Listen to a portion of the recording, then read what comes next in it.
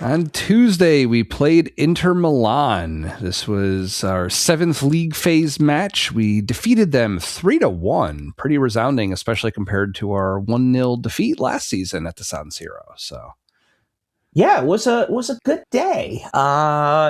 Great environment, great atmosphere. Really interesting lineup that we were able to put out.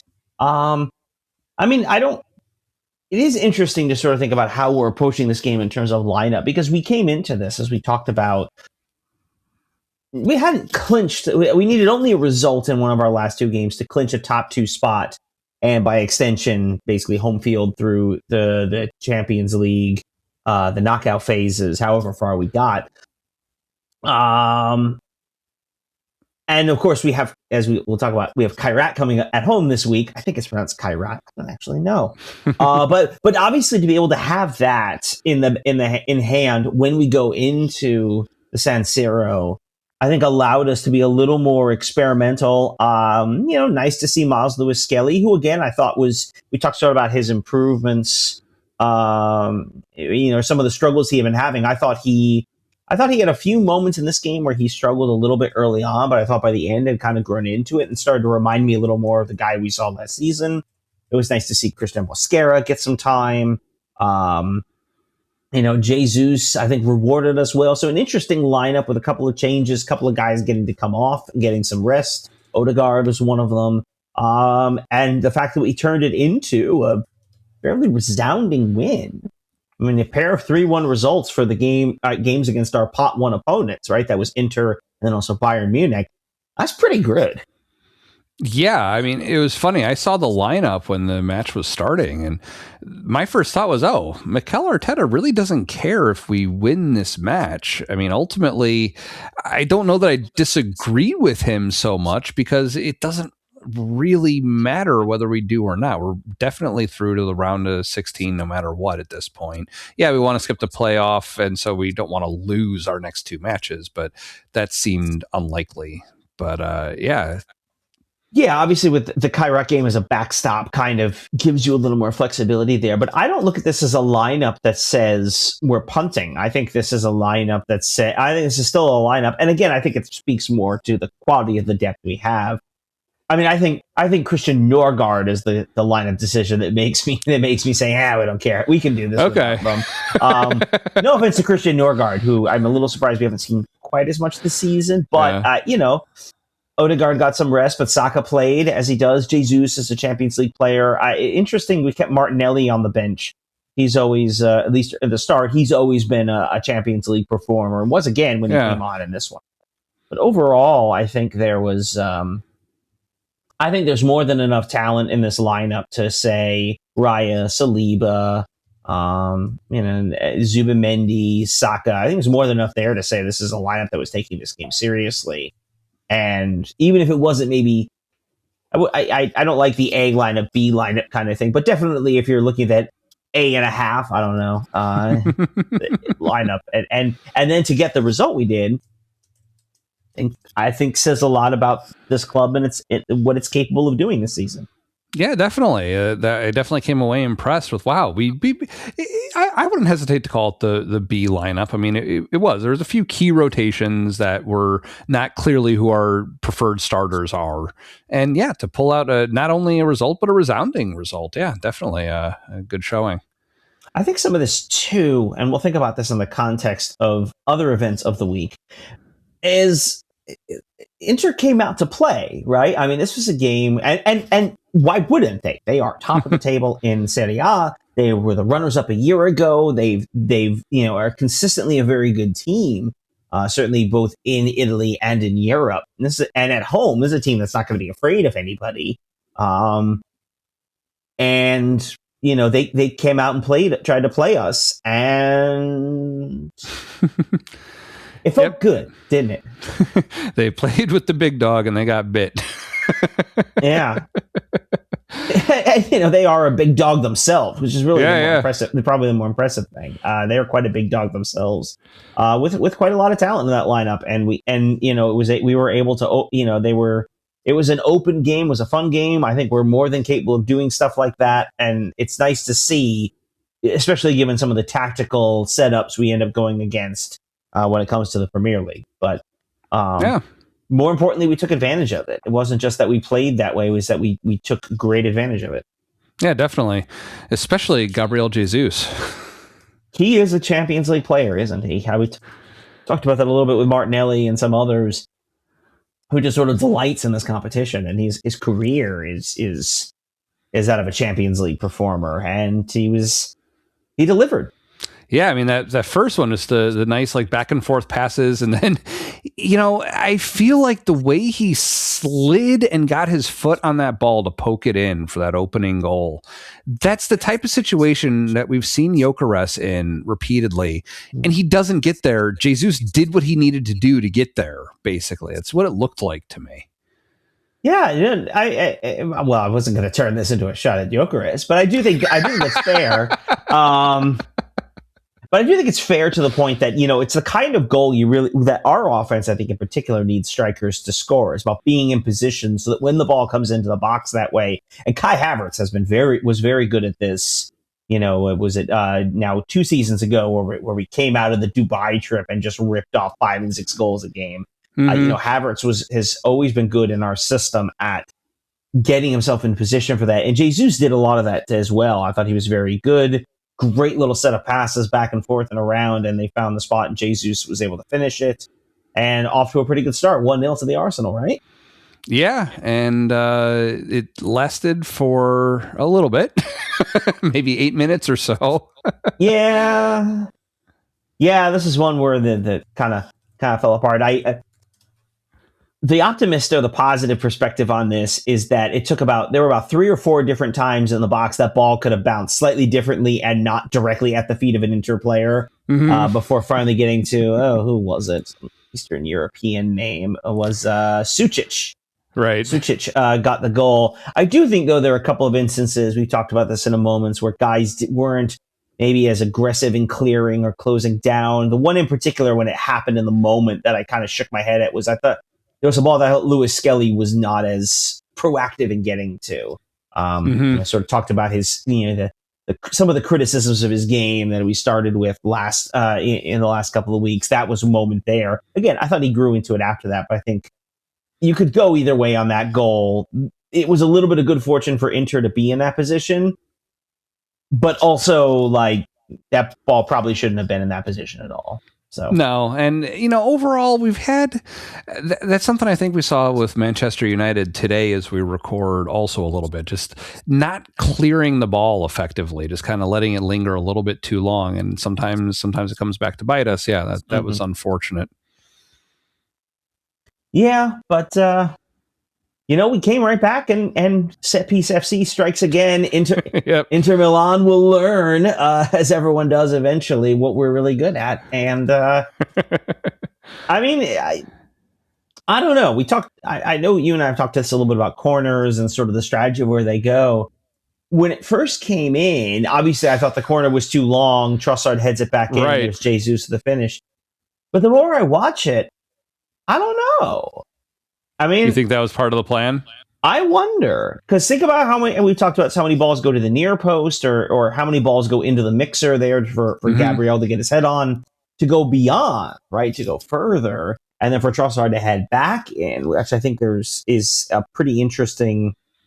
I mean, obviously it really looks really good because it worked and we got the goal out of it. But I do think the way we play, the way we set up, I think there's something to that. I think that might have been something of a more of a set play than just making something out of a bad situation.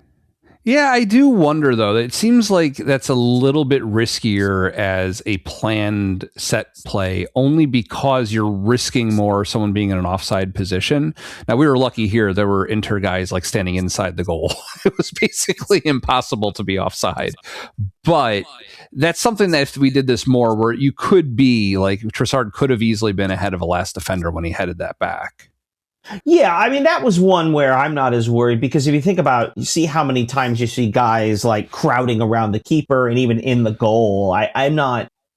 I I think if you put yourself in an offside position on a corner, I think it's as much bad luck as anything else. I don't think you can play sort of the expectation of, oh, we might be offside. I don't think in this situation that's really something that's as much of a bother. That to me, Right. I could be wrong about that. To me, Yeah, it that's could not be. how it happens.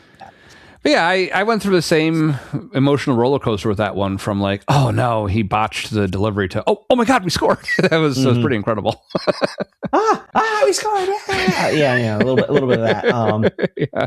But it was good to be back in front. I think it was, in the end, rather reflective of the game overall. I thought we were just overall better throughout much of the game, through into the second half. I keep trying to think back, and obviously it's been a couple of days, and I've had a very busy couple of days, but I don't really recall like a particular moment where Inter felt like they were really threatening. Am I missing something? Am I forgetting something? But No, pretty much the same for me. Yeah, they started getting more desperate. They started drawing yellow cards for stuff that they were doing to try and get to us. And yeah, no, I think they never really threatened again after that. Nice. I right up until, I guess we should say, we should also talk about, because he was catching some strays earlier, and I think we ought to say nice things about Victor Gyökeres, who finished off the scoring. Yep. I mean, to me, that's the kind of goal we're expecting from him. That's the kind of goal. I mean, the finish was authoritative. I mean, you sort of saw obviously he celebrates, he does the Bane thing. Yeah, it was a little muted, I think, even with the Chelsea game, and there was one other where he had the penalty a couple weeks ago. It was celebrations a bit muted. There was nothing muted about this one. That was a goal. I mean, that's like, and he punched that thing pretty hard. Nice to see Martinelli as well. A fast break goal involving Martinelli in the Champions League. Who knew?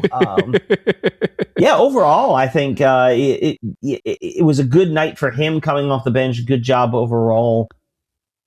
And just really, it just feels so different playing in the Champions League than playing than these Premier League games. There's just something different about the setup, and I think how the teams come at us and what they're kind of asking us to do. It is kind of an interesting question, because we are alive in both major competitions, obviously the Champions League and the Premier League, and what it takes to win either of them. And they are different, right? I think it's fair that you could look at certain teams and feel that they're better constructed to deal with with one or the other. It's interesting. There's a part of me that sort of feels like, this is going to sound awful, especially given the day's results, but hear me out. The depth Arsenal has makes it, I don't want to say easier, but it makes it more likely that they'd be able to win the league. The ability to rotate and maintain consistent performances across the season, as opposed to a situation like the Champions League, where, especially now that we're going to get into the business end, into the knockout rounds, a bad performance, you get the lineup wrong, you get the or someone has a bad day, some uncharacteristic mistakes, and you could see yourself knocked out in an instant. So I mean, arguably we lost the semifinal tie to PSG a year ago on that goal they scored 4 minutes in right away, and we spent the whole game, the whole tie, basically chasing them.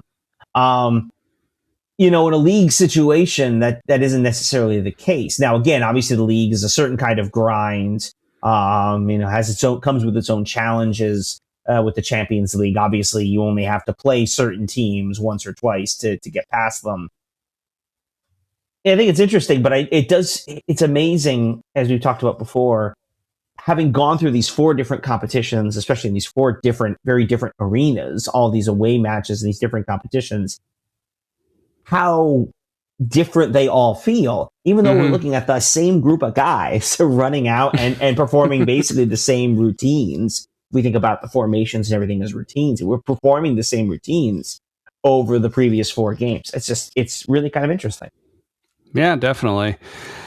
So overall, though, we talked about the goals, and I guess one question I had remaining on the Gyökeres goal, Saka, that little kind of back heel. Do you think the way that he overran that, do you think that was on purpose, or you think that was what he was trying to do to leave it in that position?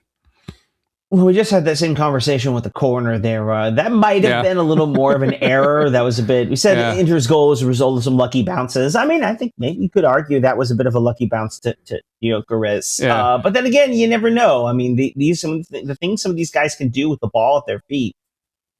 I don't. It's not the craziest idea in the world, I think, to suggest that may be the case. But that one felt like it wasn't quite what he intended, but it lands to Gyökeres anyway, and there was tons of space around, so it's kind of one of those you can afford a mistake. But his body language after he ran past the ball, his body language looked like he was a little out of control and like off balance. Right, there's kind of a sense of, oh, that wasn't what I intended to do. Yeah, but happy accident. Yeah, I'm not complaining. I don't think anyone's complaining. So. So I noticed during the course of the match that Marino and Rice each got yellow cards, and the commentators informed me over the broadcast that means that they're going to get a suspension now.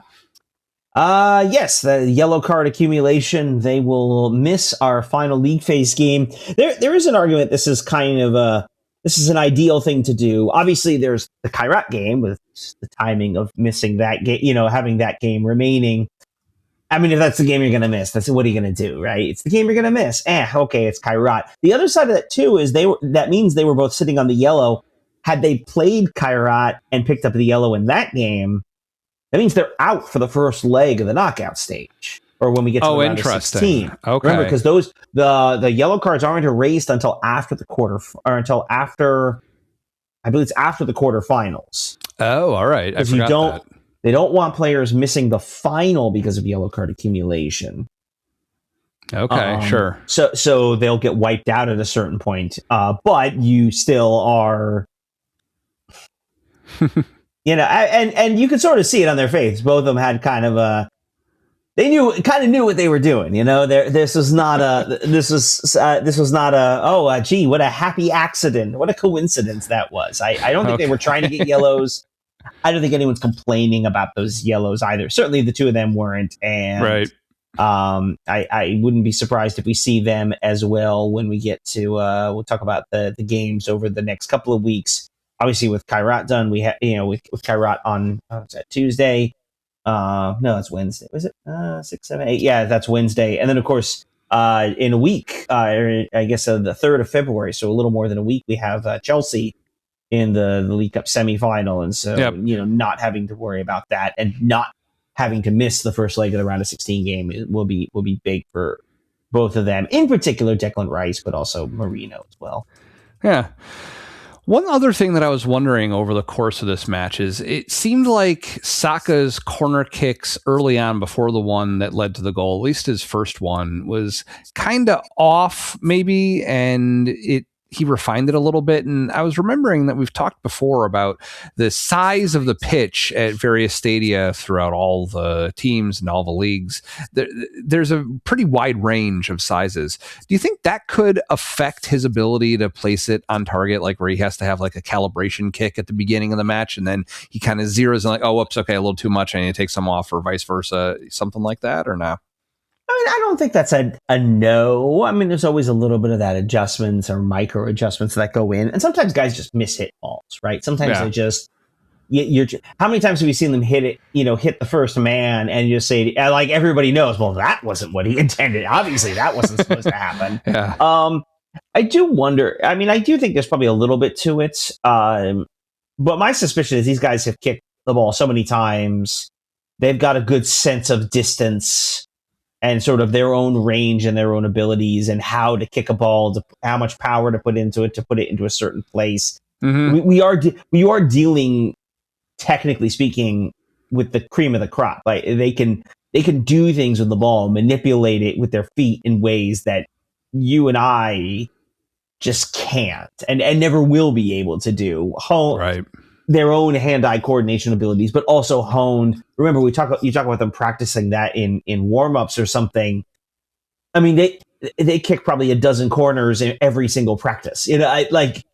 especially given how often Arsenal practices set pieces. I mean, they clearly are doing this a lot. They clearly have a good sense of what it takes to do that. So that's true. And, they probably do also practice the corner kicks when they're warming up at a stadium that they're traveling to also, just to kind of get that calibration out of the way. Yeah, I mean, I'm not saying it doesn't happen at all, but I do think too, it's probably less of a case with a Rice or a Saka who take lots and lots of corners, who are our regular corner takers. But if you told me, I mean, even Madueke, who, obviously we know doesn't play as much, you told me he needed one to sort of find the range, maybe, a guy who isn't regularly doing that, or even an Odegaard perhaps. But I suspect those guys have a pretty clear sense of what it is, what they need to do what they want to do. Sure. It sounded much more graceful in my head, but